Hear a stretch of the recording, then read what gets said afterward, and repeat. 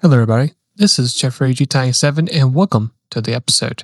I know it's been quite a while since I actually have done a particular build for Tokyo Express 600, but I am back. I do realize that there is a special weekly challenge for this particular race. So in this episode, I'll be covering the Nissan GTR T-Spec. Hopefully, this particular car will help you out in this one particular challenge in the race. And if not, then I will share in the description below 3 other tunes that should be just as good, if not a lot better, than what I had planned for this episode. But hopefully, though, this car will let you get the job done. In this particular run, I'm going to be using my Logitech G29 racing wheel as the steering wheel example for this particular setup. So if you want to go ahead and skip ahead, you can, but I really recommend you stay behind and see the step-by-step process. So without any further ado, let's go ahead and jump into the episode. So of course, I did mention that in this weekly challenge is of course a Tokyo Express 600 race. And if you're curious on how to unlock this particular race, you just simply have to beat the game. Just beat the vanilla campaign story mode and you'll unlock this track plus Le Mans, Sardegna, and the Spa 1 hour endurance race. So I know this particular track could be pretty tricky to master in this particular event. I've seen all kinds of, stuff on social media, like what car to use this at the other. So hopefully this will help out. In order to find the GTR Premium T-Spec, you can actually either win this car randomly in the ticket minigame, if it actually does show up, or you can just simply buy a car. It's going to cost you about 200,000 credits. And even with the car being stocked, it is literally ready for Tokyo Express 600. But we're going to put a couple of upgrades, try to do a little bit of loop holes around this tuning stuff and see what we can do. Here's the particular build I have for this car. If you want to go ahead and just download this wherever you can, you can search up either at GT Auto or Showcase. I did call this particularly a Midnight Tokyo 600 build, and with it is actually the parts for the car automatically. Now, let's say if you did not want this particular livery, but you would rather want the parts instead, don't worry, I got you covered. I'm going to go ahead and show you parts. Here is what I have for the rims. Just make sure you just copy the size and the width or offhand. You can't do the offset. I think the offset's set standard. Front bumper is going to be type A. After you put that on the car, the next thing is going to be the side, type B. After that, you're going to put in the rear bumper, which is going to be type A, with the rear diffuser on the back of the car. For your last customable PP item is going to be the rear custom wing. That's going to be it. And for your last part, it's going to be the roll cage type C. And that's going to be all the parts you need from car customization. Moving on to the parts now. We're going to be starting off with sport tires. Bore up. The next part is going to be the power restrictor. After this part, the next one is going to be racing crankshaft. After you get this part, the next one you're going to get is the high RPM turbocharger. After this particular part, the next one you'll need is going to be the fully customized LST, which I recommend getting because it drops your PP a lot. Same thing goes for the fully customized manual transmission. It's going to drop your PP as well. Stroke up. After you get this particular part, the next one is going to be the racing crank or the racing exhaust system. And after this particular part, the next one's going to be the racing customized suspension. And I believe for your last part, it's going to be the torque victory center differential, and that's going to be it for the parts from Tuning Shop. So those are a few parts here and there. And now we can look at the particular build. As you can see, we got sport hard tires, fully customized suspension with the fully customized torque and the torque distribution. Now, we would recommend just go ahead, pause the episode, copy the numbers. Go ahead and copy the numbers also for your downforce, the power restrictor, and your fully customized manual transmission in kilometers. It's going to be 370 kilometers. I accidentally forgot to showcase what the numbers were, just in case if you want to do some fine tweaking with the gearing. But trust me, I didn't mess with the numbers. I left them just as they were on the 370 kilometers, and that's it. For the other part list, here is the high RPM turbocharger. As you see, there it is back there. With the racing exhaust manifold, bore up, stroke up, racing crankshaft. And that's pretty much it for the back of the tuning list. So if you just go ahead, make sure you have your parts together, customize the numbers on the board, on the first part of the list, then you should be good to go.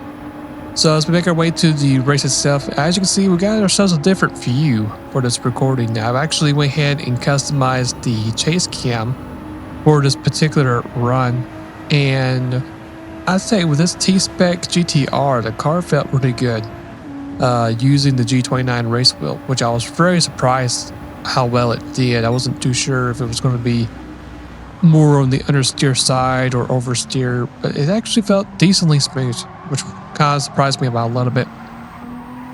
The car is going to be quick. Matter of fact, once we get to the main straight, it's going to be the fastest car on the main straight. So speed is going to be great. I think the only negative side to this car is going to be probably your fuel consumption, and I think also maybe a little bit of the handling itself not being the best, and also that hairpin. Even though this car is considered to be an all-wheel drive terrain, that last hairpin turn is going to be a little bit tricky to master with the wheel. Now with the controller, it might be maybe a little bit simpler, but for the wheel, I did remember actually almost making almost a full 360 rotation on the wheel itself just to turn right. So that might be a little bit of a interesting characteristic to think about if you're deciding to do this on the wheel. Now, it could be different on what's kind of wheel you got. Like I did say earlier that I am using the Logitech G29, so if you're probably using the DD Pro, it could be a little bit different. I'm not too sure, but other than that, the car did very fine in this race as we're trying to get fourth place from the Impreza. We're going to make a move on the outside, which it's going to probably work for us, and it will. We're just going to get a little bit clipped right there from the Impreza. We're going to try to make a move on the Supra. Can't do it right there just yet, but we actually do get a good run out of the exit of the corner. And then once we get to this main straightaway, that's when the car really comes into play in this particular part of the track. So we're going to go ahead also grab some of that slipstream from the RX-7 Ria Mia. We're going to cross the line for the first lap. It's going to be right around almost second place for our 2:19.1. So a very good first lap. And just to demonstrate of how good the car is on the main straight, there you go right there. We're going to be easily going well over 200 miles per hour. So we are in fact the fastest car in the grid when it comes to pure speed in this race. Now let's go ahead and fast forward to the end of lap 2 to lap 3. Lap 2, as you can see, as we go to the hairpin, trying to go around it, and you can just see right here, not being able to really apply much of the power at the end of the corner. That's going to be, I would say that's probably its weakness too right there, just having to wait till you actually get to the end of the corner. But like I said before, once you get that main straight going, then the car just takes off like a rocket. Just like we did with the lap prior with the Ria Mia, we're going to go ahead, get that slipstream, make a slingshot pass on the inside on the NSX and take away the lead. As we now fast forward to lap number 6, it's going to be our official hot lap for this race. I would recommend that you guys watch this hot lap, see what this car is capable of doing, and I'll be right back to finish up the rest of this particular run.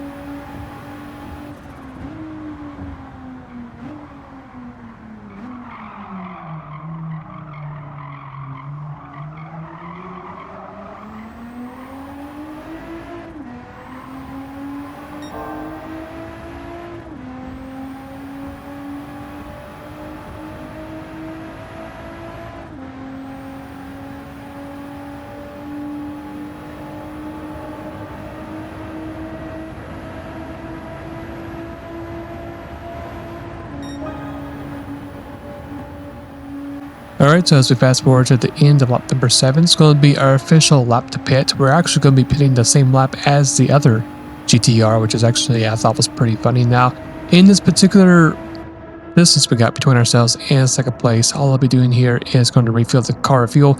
But one thing I want to make clear, as you can see, the front wheels are actually well worn. So if you actually do plan to run this car, I do recommend going to go ahead and change those tires, because those tires are going to be almost completely worn out.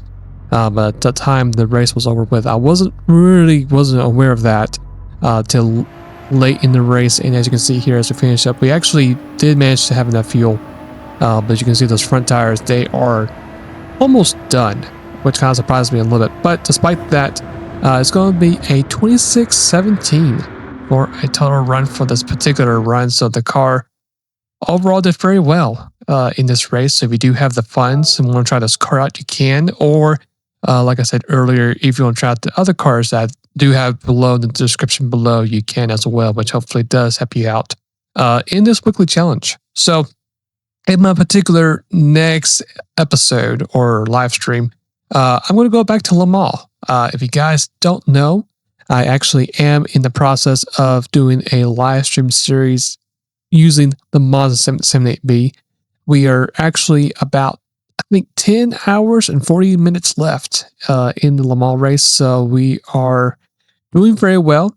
The distance between myself and P2 is about 8 laps. That's the difference right there. So just in case if we actually do hit like some major internal failure, like if the wheel just decides to die, and if I can't find a charger for the controller, that could probably be the only reason on how to lose a race. Or if I step out somewhere and when I go to pit road and hit the PS button and waste all that time, that's probably another way too. But other than that, if you guys want to check out the live streams on that, you can as well. I got a playlist in the channel just in case if you are interested in seeing how the progress went for that particular race. But if there is a particular car you want me to try out for a particular build, either in the main big money grind races or in any other challenges, you're more welcome to put any suggestions down in the comments below. And yeah, so hopefully this GTR helps out. And if not, then you're more than welcome to upgrade it to the Le Mans 700 guidelines if you want to. And of course, in the bottom, I'll have the other builds as well. Until then, hopefully you guys have a great rest of the day or night where it might be. And I'll see you guys later, and take care.